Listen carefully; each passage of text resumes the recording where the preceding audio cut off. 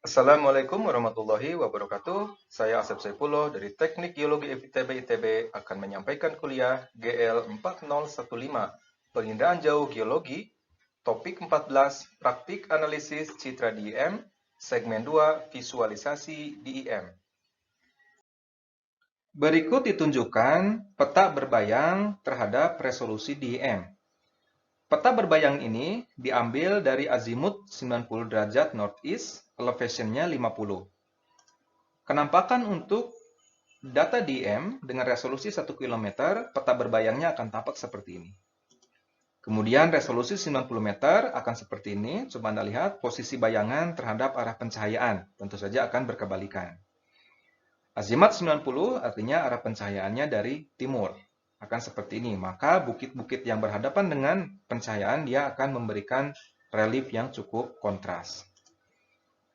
SRTM 30 meter ini sudah mulai tampak terlihat. Kemudian lidar ini, mohon maaf, ini lidar 2 meter, maka akan tampak lebih jelas lagi. Nah, di sini perlu Anda lihat bahwa efek bayangan ini akan tergantung arah pencahayaan. Makanya, kalau hanya menggunakan satu pencahayaan, artinya objek yang ada di belakang bukit itu tidak akan tampak. Atau morfologi yang ada di belakangnya itu tidak akan tampak. Jadi sebaiknya atau seharusnya kita menggunakan peta berbayang dari minimal 4 arah penyinaran. Untuk bisa melihat semua fitur yang kemungkinan tertutup oleh bayangan akibat peta berbayang ini.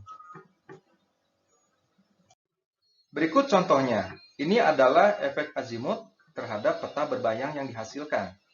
Data yang diambil dari SRTM 30 meter dengan elevation pengambilan cahaya ketinggian 50 derajat. Di sini ditunjukkan arah azimut 0 derajat atau dari arah utara. Maka objek-objek yang ada di selatan tidak tampak dengan jelas.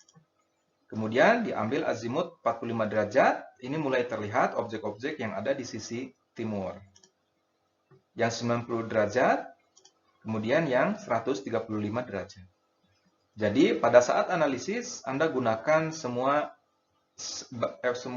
arah bayangan ini. Meskipun nanti hasil interpretasinya satu saja. Jadi Anda gabungkan dari semua shaded ini untuk mendapatkan fitur yang kita cari. Berikutnya adalah efek elevasi shaded atau efek ketinggian dari pencahayaan. Digunakan data SRTM 30 meter, azimutnya 135.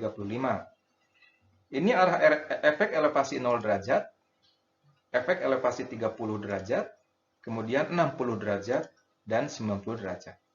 Nah, artinya kalau pengambilannya semakin tegak, itu efek bayangannya akan semakin hilang, malah akan gelap semua. Karena malah akan membentuk semuanya menjadi seolah-olah menjadi bayangan.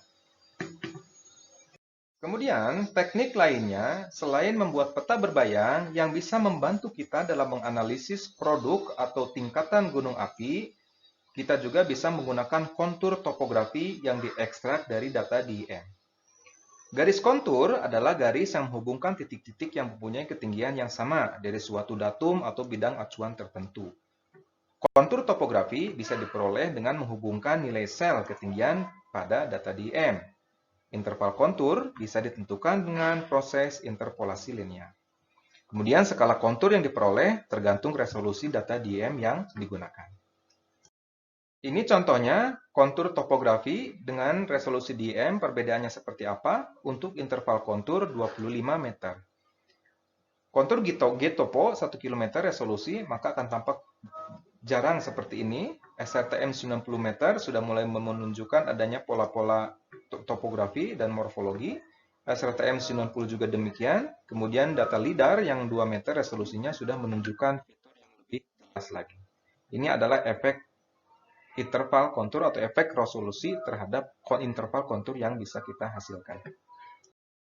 Demikian kuliah GL 4015 Penginderaan Jauh Geologi. Kita akan bertemu kembali pada segmen berikutnya. Terima kasih.